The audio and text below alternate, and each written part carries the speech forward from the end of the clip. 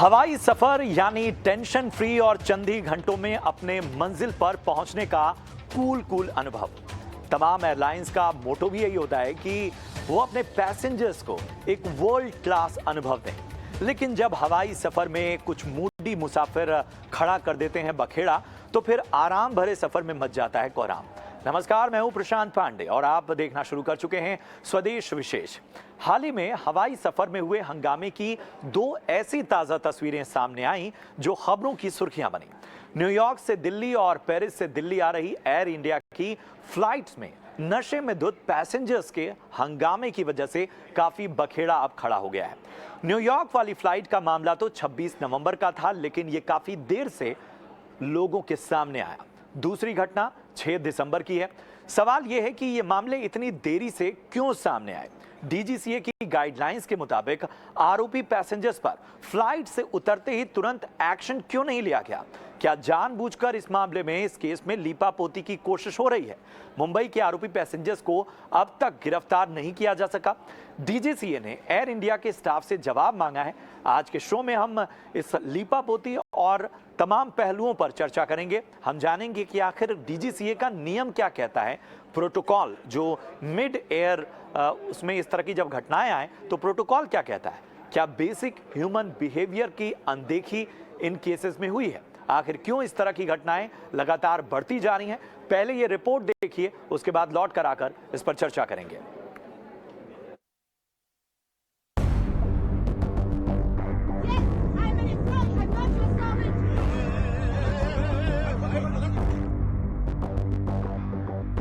New York से दिल्ली आ रही air India की फ्लाइट, अचानक एक व्यक्ति शराब के नशे में धुत उठता है और बुजुर्ग महिला के ऊपर यूरिन कर देता है। बीच हवा में एक इंटरनेशनल फ्लाइट के अंदर इस तरह की घटना की किसी ने कल्पना नहीं की थी, मगर ऐसा हुआ।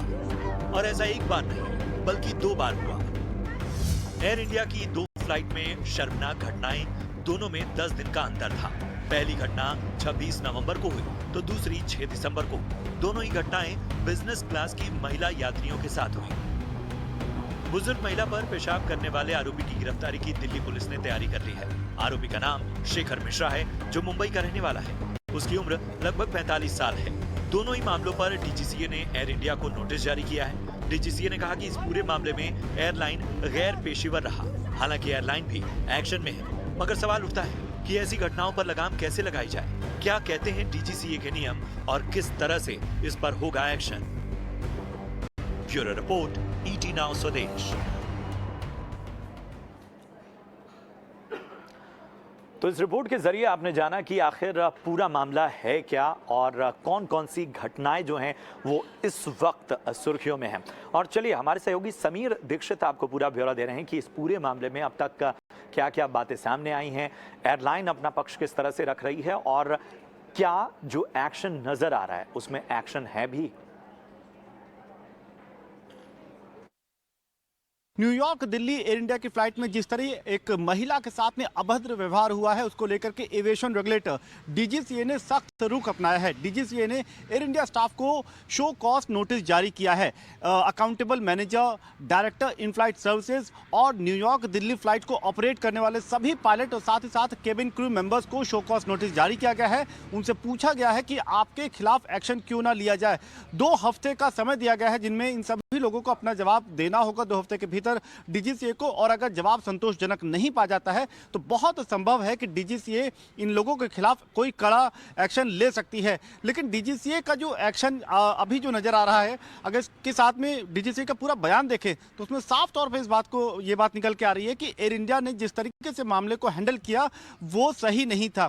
डीजीसीए ने टिप्पणी करी है कि जिस तरीके से पूरे मामले में कैबिन क्रू या पूरे एयरलाइन के स्टाफ ने जिस तरीके से रिस्पॉन्ड किया, वो एक सिस्टमैटिक फेलियर को दर्शाता है। यही नहीं, एक अनरूली पैसेंजर का ऑनबोर्ड फ्लाइट में जिस तरीके से उसको ट्रीट करना चाहिए या जो जिन नियमों का पालन करना चाहिए वो भी यहाँ पर उसकी अनदेखी होती हुई दिखाई दे रही है। तो कुल मिलाकर के एयर इंडिया का जिस तरीके का रिस्पांस रहा है पूरे मामले पर, इस पे असंतोष रवैया डीजीसीए का यहाँ पे दिख रहा है और शो कॉज नोटिस जारी किया गया है। हालांकि बाद में एयर इंडिया के सीईओ ने जो लेटर जारी किया है अपने सभी स्टाफ को, उसमें ये बात कहा गया है कि इंटरनल कमेटी का गठन किया गया था एयर इंडिया की तरफ से, जिसने जाँच भी करी है, लेकिन आगे इस तरीके की घटना ना हो इसके लिए भी बाकायदा एक इंटरनल कमेटी का गठन किया गया है और वो ये देखेगी कि केबिन क्रू ने कहाँ पर उससे चूक हुई है, किन नियमों की अनदेखी हुई है, उसके लिए एक्शन लिया जाएगा। लेकिन भविष्य में ऐसी हरकतें और ना हो उसके लिए भी डूज एंड डोंट्स जारी किए जा सकते हैं। कुल मिलाकर के एयर इंडिया की साख पे बट्टा लगा है, लेकिन यहाँ पर एविएशन मंत्रालय की तरफ से साफ ये संदेश नजर आ रहा है कि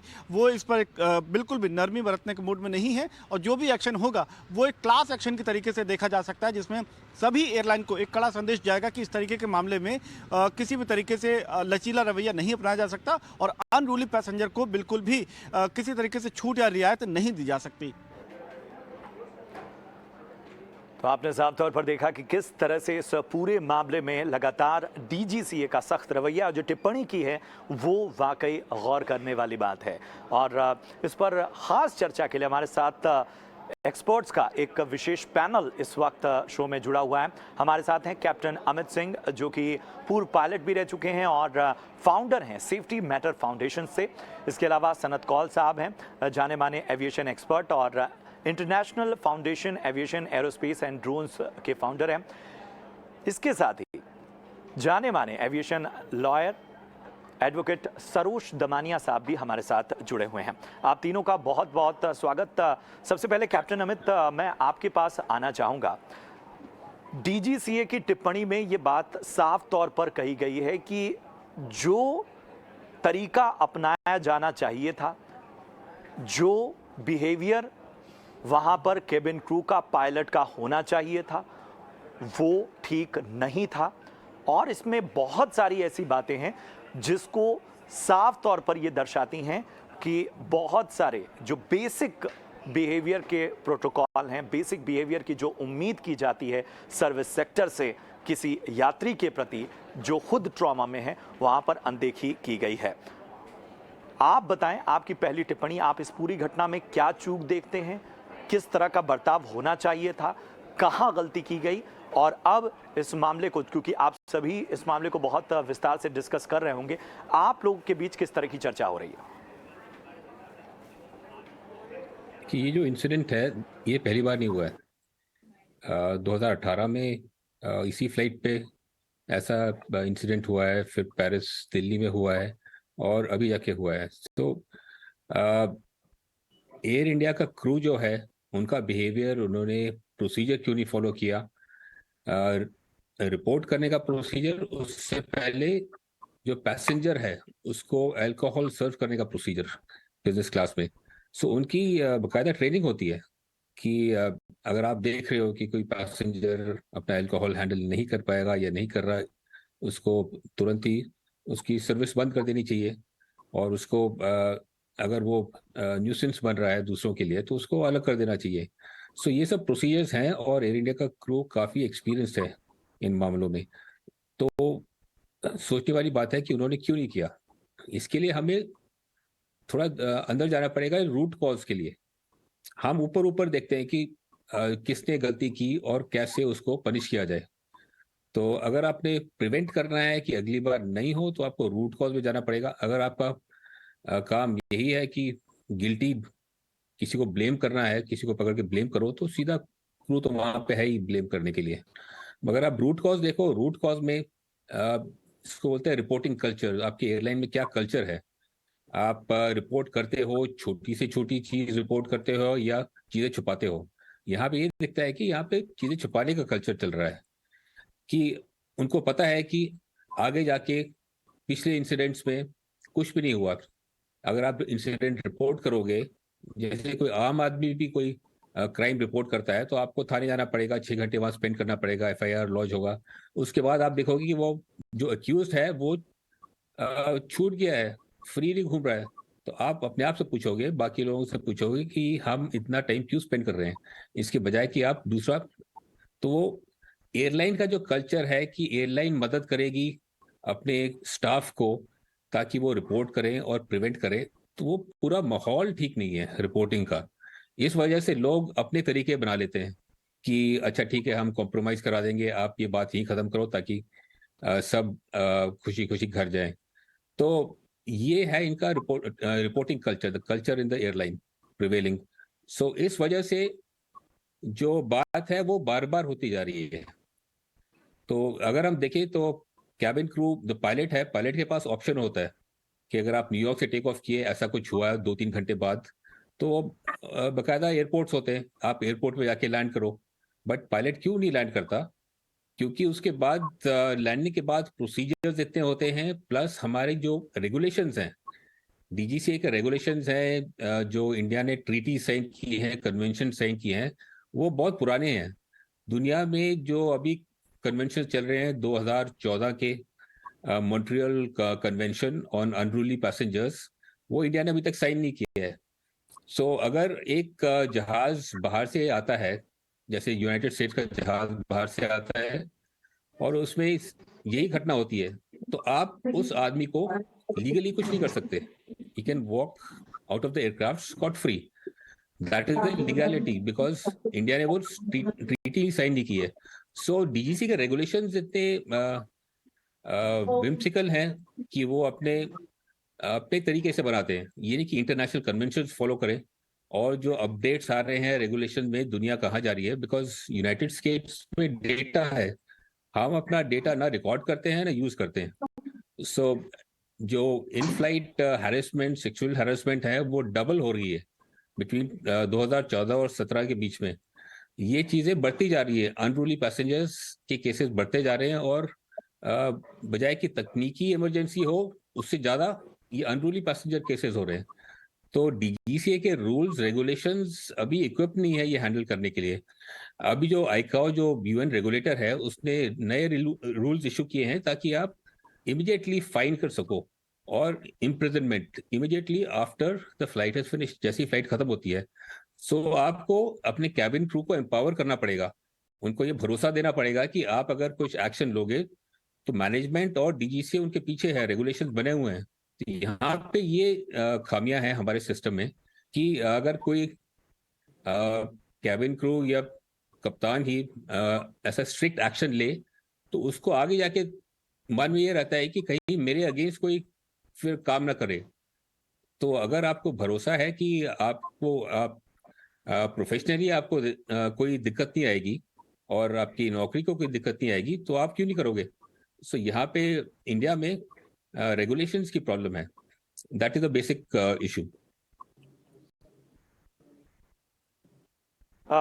एक चीज़ सनत सर, मैं आपके पास आना चाहूँगा, और इस पूरे केस में ये देखा गया कि जो बदसलूकी कर रहा शख्स था, उससे समझौता करने का भी दबाव बनाया गया। और इसको लेकर जाहिर सी बात है कि हम जब एक बेसिक ह्यूमन बिहेवियर की बात करते हैं, एक तो आप उस महिला पैसेंजर को अपग्रेड करने की बजाय आप उसको डाउनग्रेड करते हैं और उस पर समझौते का दबाव बनाते हैं। किस तरह से इसे देखा जाए, और ये वाकई पूरे सर्विस सेक्टर पे एक धब्बे के समान है? देखिए, मैं ये सबसे पहले ये कहूंगा कि मैं कैप्टन अमित सिंह से सहमत नहीं हूं। मेरे साथ में अपना पर्सनल एक्सपीरियंस बताता हूं कि 2004 के करीब मैं न्यूयॉर्क से दिल्ली आ रहा था। मेरे साथ ही बैठा था एक पैसेंजर जो शराब पी पी के मुझसे ज्यादा बकवास करने लगा, मुझसे पूछने लगा आप क्या करते हो, क्या ये वो। फिर मैंने उनसे कहा कि मुझसे अब ज्यादा बात नहीं करिए, मैं सो रहा हूँ। मैं सो गया। वो जब मैं उठा तो तभी भी वो शराब पी रहा था, उससे और शराब मांगी और फिर और कुछ करने लगा। तो उसको कहा गया, क्रू ने आके कहा कि आपको शराब और नहीं मिलेगी। वो शोर मचाने लगा कि मैं पैसेंजर हूँ, मुझे एंटाइटलमेंट है, जितना पीना चाहूँ पीऊंगा। नहीं, आपको नहीं मिलेगी। फिर उन्होंने एक नोट बनाया और सब उस फर्स्ट क्लास कैबिन में सबसे साइन कराया कि ये आदमी ठीक तरह से बर्ताव नहीं कर रहा है।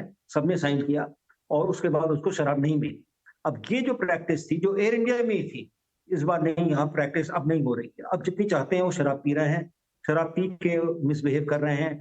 अनरूली और डिसरप्टिव पैसेंजर के ऊपर आईक्यू ने भी किया हुआ है, डीजीसी ने भी किया हुआ है। Captain, the commander of the aircraft, उसके पास राइट है वो टावर को इन्फॉर्म करे, उसको कहिए है। ये दो चीजें हैं इसमें। एक तो ये है कि आईक्यू के रूल्स क्या है, दूसरा ये जो है जहां फ्लाई कर रहे हैं, चाहे इंटरनेशनल हाई सीज पे फ्लाई कर रहे हैं, एयर इंडिया एक इंडियन एयरक्राफ्ट है, इंडियन एयरलाइन है, उसके अंदर जो भी पैसेंजर्स है वो इंडियन लॉज के अंदर आते हैं। वो तब भी पुलिस का कंप्लेन कर सकते हैं कि हाई सीज पे ये कर रहा था, बदतमीजी हुई है, और उस पैसेंजर के अगेंस्ट पुलिस, जब वो दिल्ली में लैंड करे, पुलिस शुड बी देयर। अगर एयरपोर्ट अथॉरिटी या टावर अथॉरिटीज अपना नहीं काम करते हैं वो अलग बात है, पर हमें ये नहीं पता है कि कमांडर ने एयरपोर्ट अथॉरिटी को इन्फॉर्म किया, अपने हेडक्वार्टर जिससे उसका वायरलेस कनेक्शन है को इन्फॉर्म किया नहीं किया कि यहाँ ये बदतमीजी हो रही। तो इसमें क्रू और की जरूर बहुत कमी आ गई है कि वो एक्शन नहीं ले रहे हैं, और शराब पीने के वक्त जितना शराब चाहते हैं उतने पीने दे रहे हैं। और जो मैंने बताया ये 2004 में एयर इंडिया में हुआ था कि जब रोक दिया था एक पैसेंजर को जो ज्यादा पी के बकवास करने लगा था। तो ये अब क्यों नहीं प्रैक्टिस हो रही है, इसका कोई रीजन नहीं है। इसका कोई रीजन नहीं है कि जब एयर इंडिया में एक अच्छी खासी प्रैक्टिस थी कि वो शराब पीने, एक बिजनेस क्लास में, फर्स्ट क्लास में पैसेंजर को मना कर रहे थे कि आपने बहुत पी लिया और नहीं मिलेगी, अब यहाँ क्यों नहीं कर रहे थे। तो इसमें कमियां तो मेरे हिसाब से एयरलाइन की है। एयरलाइन को अपना देखना चाहिए इंटरनल प्रॉब्लम क्या है कि क्यों अलाउ किया और फिर क्यों कॉम्प्रोमाइज कर रहे हैं। अरे आप रिपोर्ट बनाइए, आप इन्फॉर्म करिए कि इसने ये किया, ये पेशाब करना, यूरिनेटिंग ऑन अ पैसेंजर, इससे ज्यादा बदतमीजी क्या हो सकती है। और उससे पहले भी हमने देखा है, अब वो जैसे थाईलैंड की एयरलाइन में हुआ, वो इंडियन पैसेंजर ही थे, पर थाईलैंड उनके खिलाफ खास नहीं कर सकता, आई मीन इंडिया उनके खिलाफ नहीं कर सकता, थाईलैंड कर सकता है क्योंकि वो थाई एयरलाइन पे थे, और जो इंडियन एयरलाइन पे थे उस पर कर सकता है। तो ये मेरा कहने का मतलब है कि ये एयरलाइन के ऊपर पड़ता है। तो कमांडर जो है एयरक्राफ्ट के, वो like captain of the ship, उनको भी रिस्पॉन्सिबिलिटी पड़ती है, और उसको इन्होंने नहीं वाकई देखा। Thank you. वाकई सरोज जी, मैं आपके पास आना चाहूँगा। इस पूरे मामले में जिस बात को मैं देख रहा हूँ कि इस मामले में सेटल करने की बड़ी कोशिश की गई, इस पूरे केस को बीच हवा में ही रफा दफा करने की कोशिश की गई उसके, और यही वजह थी कि इतने समय बाद ये केस सामने आया। क्या ये कोशिश इसलिए होती है कि जो एयरलाइन कंपनी है वो किसी तरह के जो लीगल लफड़े हैं उसमें नहीं जाना चाहती, या ये एक तरह की ट्रेनिंग का अभाव है जो कहीं ना कहीं इस तरह के केसेस में जिस तरह का बिहेवियर की उम्मीद की जाती है उसको उस तरह के बिहेवियर नजर नहीं आता? देखो, जब तक अपना जो कानून कहता है सब्जेक्ट के ऊपर, हर कैप्टन को, हर क्रू को ट्रेनिंग दी जाती है बिफोर द फ्लाइट और of course when they become crew. And usually Air India में international flights they are doing, so they of course ज्यादा करके सीनियर क्रू ही होते हैं जो ये फ्लाइट्स होता है, और स्पेसिफिकली क्रू मेंबर्स ऑन एरोस्टेसिस भी जो अटेंड करती है बिजनेस क्लास पैसेंजर्स को, always senior most cabin crew होता है। तो ये जो इन्होंने बिहेवियर किया हुआ है और जो प्रोटोकॉल को फॉलो नहीं किया हुआ है, अपना अनरूली पैसेंजर को हैंडल करने के लिए एक प्रोटोकॉल लेट डाउन है। भले अपना कानून जूना है, पर कानून में प्रोटोकॉल लेट डाउन है।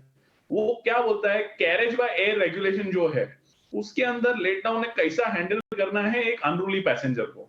सबसे पहला उसके अंदर सिंपल चीज है कि अनरूली पैसेंजर को दूसरे पैसेंजर से अलग किया जाना चाहिए, आइसोलेट करना चाहिए, उससे बोलते हैं।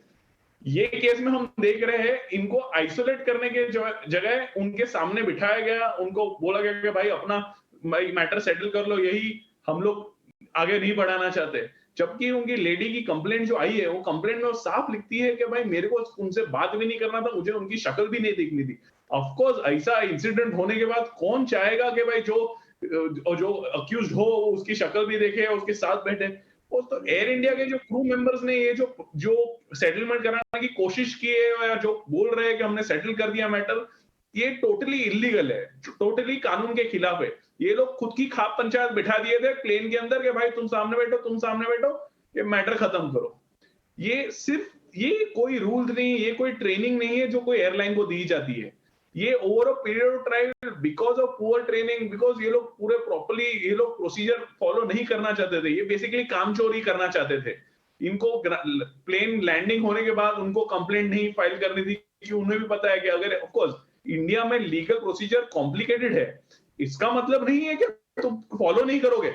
जो प्रोसीजर था कि लैंडिंग के ऊपर पुलिस को रिपोर्ट करना चाहिए था, एयरपोर्ट सिक्योरिटी को रिपोर्ट करना चाहिए था, आज क्या हो रहा है, वही पैसेंजर जो अनरूली पैसेंजर था खुला घूम रहा है। आज वो दूसरे फ्लाइट्स में घूम रहा है। वो बैन भी हुआ तो क्या हुआ, फ्लाइट बैन 30 दिन एयर इंडिया से फ्लाइट बैन दिया गया है।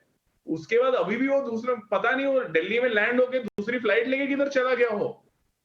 अभी भी पुलिस उनको ढूंढ रही है, लखनऊ में ढूंढ रही है, मुंबई में ढूंढ रही है। ये सब क्यों हो रही है? एयर इंडिया की लापरवाही की वजह से। अगर वो लोग उसी दिन पैसेंजर को हैंड ओवर कर दिए होते सिक्योरिटी को, आज ये कंप्लेंट भी ऑफकोर्स इतने टाइम बाद आ रही है। इनको अगले दिन ही वो लेटर लिखा गया था एयर इंडिया के और टाटा के चेयरमैन को। वो लोग ने कुछ भी कार्रवाई नहीं की। जब तक मीडिया और पब्लिक जब तक अप्रोर नहीं हुआ तब तक उनके कार्रवाई का भी कुछ नहीं था। कानून जो सेट है, जो प्रोटोकॉल, जो लॉ डीजीसीए ने सेट किया हुआ था कार रेगुलेशन के अंदर, हैंडलिंग ऑफ अनरूली पैसेंजर, वो ये केस में देखा जाए तो एयरलाइन ने टोटली बेदखल कर दिया है और बिल्कुल फॉलो नहीं किया है।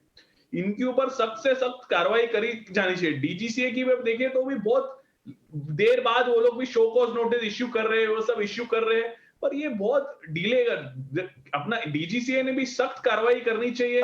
इसी सवाल के साथ सरोज जी, इसी सवाल के साथ मैं कैप्टन अमित के पास जाना चाहूंगा कि ये जो एक्शन जिसकी हम बात कर रहे हैं, ये एक्शन दिख नहीं रहा है। मतलब ये एक्शन बस तमाम बातों में और जो कि ये कार्रवाई होनी चाहिए, वो कार्रवाई होनी चाहिए, जिस तरह का ये एक्ट है उसमें क्या इंटरनेशनल स्टैंडर्ड्स हैं और किस तरह से जो उस फ्लाइट के उतरते ही जो एक्शन होना चाहिए था, वहां आपको क्या कमी दिखती है? देखिए, कमी तो सबसे बड़ी है कि ये जो पूरा इंसिडेंट है ये पुलिस को बताया नहीं गया। अगर बता देते तो पेपर में जो लिखा हुआ है, जो प्रोसीजर लिखा हुआ है, वो फॉलो होता। तो एयर इंडिया के क्रू ने खुद ही इसको खत्म करने की कोशिश की है ताकि ये आगे ज़्यादा बढ़े नहीं। सबसे बड़ी गलती तो ये हुई है। वो वहाँ पे विटनेस थे क्या हुआ है, और जो एविडेंस था वो अब डिस्ट्रॉय हो गया। एविडेंस डिस्ट्रॉय हो गया है। विटनेस के जो स्टेटमेंट थे अब वो कहाँ से लेंगे? क्रू डिनाई कर सकता है कि हमने देखा नहीं, वहाँ पे अंधेरा था। तो कुछ भी हो सकता है। जब चीज़ हो इमीडिएटली अगर आप उसको रिकॉर्ड करो तभी बात बनती है। और सबसे बड़ी बात है कि Air India as a company, उन्होंने अभी तक पब्लिकली माफी नहीं मांगी पब्लिक में। कि सबसे ये तो कल्चरल बात है, इंडियन कल्चर हो या जापानीज कल्चर हो, वहां पे सबसे पहले चाहे किसी की गलती हो, जो हेड होता है, जो सीईओ होता है, वो सबसे पहले आके माफी मांगता है कि मेरी एयरलाइन में ऐसा हुआ है, ऐसा नहीं होना चाहिए था और हम इसके बारे में ये कर रहे हैं, प्रोसीजर करेंगे, हम एक्शन लेंगे ताकि बाद में रिपीट नहीं हो। तो इस टाइप की कोई स्टेटमेंट एयर इंडिया से आई नहीं है। तो वो दिखा रहा है कि एटीट्यूड क्या है। ऊपर से डीजीसीए को मालूम नहीं, डीजीसीए का काम है ओवरसाइट। अभी उन्होंने इतना पोस्ट किया, मिनिस्ट्री ने पोस्ट किया कि 85% हमारा ऑडिट में आया है। That is for oversight. Oversight मतलब हमें पता है क्या हो रहा है और हमें पता है क्या करना है। तो यहाँ पे डीजीसीए को पता ही नहीं, 1 महीना हो गया और अब जाके वो शो कॉज करेंगे, उसके बाद क्या एक्शन लेंगे, कॉर्पोरेट्स के बाद ऊपर क्या एक्शन लेते हैं वो तो हमने देख ही लिया है। पहले आप 5 लाख फाइन कर दोगे, 10 लाख फाइन कर दोगे, इस टाइप के वो एक्शन लेते हैं। ये नाम के लिए एक्शन होता है। हमारा जो पूरा सिस्टम को आप देखना पड़ेगा। आप सिर्फ क्रू का एक्शन इज द ट्रिगर, कि अगर वो कर देते तो सब कुछ हो जाता। That is the trigger. वो क्यों नहीं हुआ वो देखना पड़ेगा। ऐसे नहीं कि कोई रीजन नहीं है उन्होंने क्यों नहीं किया। हर चीज का रीजन होता है, तभी एक्सपर्ट्स इन्वेस्टिगेट करते हैं। कोई बाबू लोग इन्वेस्टिगेट नहीं करते हैं। Experts are trained for this purpose कि आप रूट कॉज तक जाओ। और मैं और वहां सनत जाके सर मैं आपके पास आना चाहूंगा। क्या कई बार जो ये घटनाएं होती हैं उसमें क्या ऑन बोर्ड जो केबिन क्रू है उस पर भी किसी तरह का प्रेशर बनता है? अगर इस तरह का प्रेशर बनता है तो उनके पास क्या हथियार हैं, क्या तरीके हैं कि वो इसको रिपोर्ट करें? और इसके साथ ही जब घटना ये होती है तो एक जिस व्यक्ति के साथ घटना होती है उसके पास क्या क्या हथियार हैं, किस तरह का एक्शन वो ले सकता है? देखिए, क्रू के पास तो डिसिप्लिन मतलब कोई फिजिकली तो कर नहीं सकते वो लोग, हाथापाई होगी, पर जो कर सकते हैं वो शराब ना दें। जैसे पहले मैंने आपको इंसिडेंट बताया, जब मैं फ्लाइट में था ये हुआ। शराब क्यों इतना ज्यादा पिला रहे हैं जबकि लोग शराब पी पी के अपने होश में नहीं है।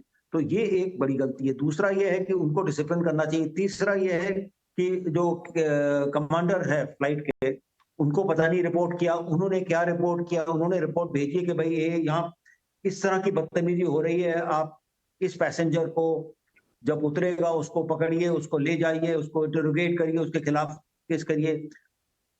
कमांडर ने अपने एयर इंडिया के हेड ऑफिस में या जहां भी उसको रिपोर्ट करना होता है वो रिपोर्ट भेजी या नहीं भेजी, फ्लाइट से उसका डायरेक्ट कनेक्शन है, उसको फ्लाइट से भेजना चाहिए। तो ये चीजें हमें अभी तक पता नहीं है, और इसलिए मैं यही कहूंगा कि उनके पास सारी है, क्रू के पास और के पास सारी फैसिलिटीज हैं। आप मैं एक रिपोर्ट करिए। लास्ट सवाल मैं वायरलेस सरोज जी से लेना चाहता हूँ।